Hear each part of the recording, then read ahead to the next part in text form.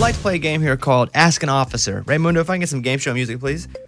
Trooper Johnson, question number 1. I sat at home last night.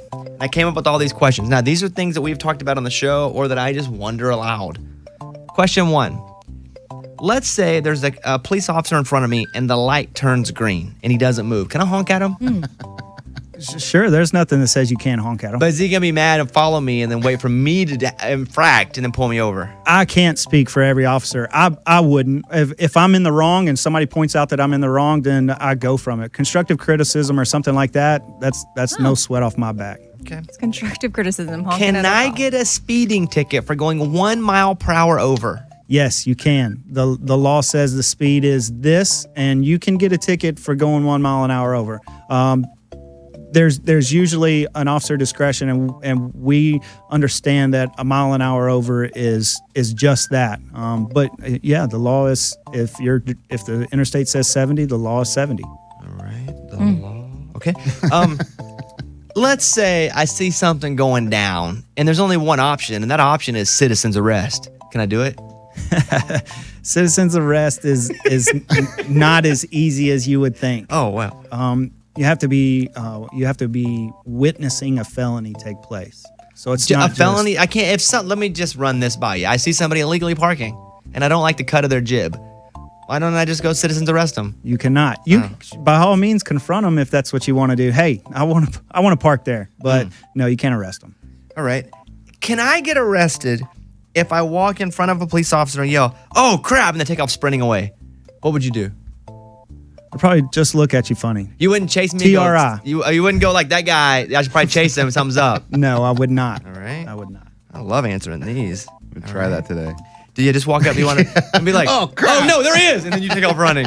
But really, what would you do if you're standing there? You're like watching out for bad guys. You're taking care of people, and I walk up and I'm like, "Oh my goodness, there he is." And then I go, "Let's get out of here," and we run. A little bit of you would be like, "I wonder what they're up to." I would definitely wonder what they're up to. But part of the job, just like what we were talking about whenever I pull somebody over, is staying hyper vigilant. I'm going to see you coming up to me. I'm going to watch your body language. I'm going to see how you're acting.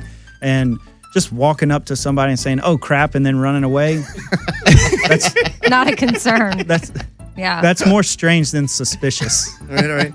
How? Because I know that as a police officer, there are a lot of things you have to train to do before you actually get in real life and do it. You're having to go through all these things in training. A lot of dangerous things, weapon training. Let's say I wanted to volunteer for a cavity search and have you cavity search me. Would that be possible? What? What's happening? For me, no, Okay. It will not be right. possible. I'm not working on voluntary cavity searches. All right. But if you would, they need volunteers at some point, right? Like to practice. Do you ever people have to practice on like a Amy? not a cadaver, but you I'm sure you have to practice. Were you going to say cadaver? Yes. I was, but then I was like, that wouldn't work. But I mean, you have to practice. We do practice searches on each other. We do practice. Yes, it's usually cadet to cadet. Okay. Well, This is how it's done. it's our day. Let's get this over with. Never in any of my training did it involve cavities, though. Oh, Okay. All right. Let me finally. Okay, this is a kind of a more real one. Those are just stupid ones I've wondered.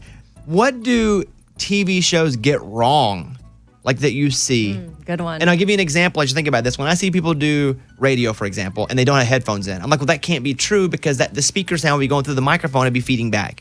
And they don't wear headphones sometimes when they're doing radio. And I go, that's not accurate. What do police shows and movies do a lot where you go, that's not accurate?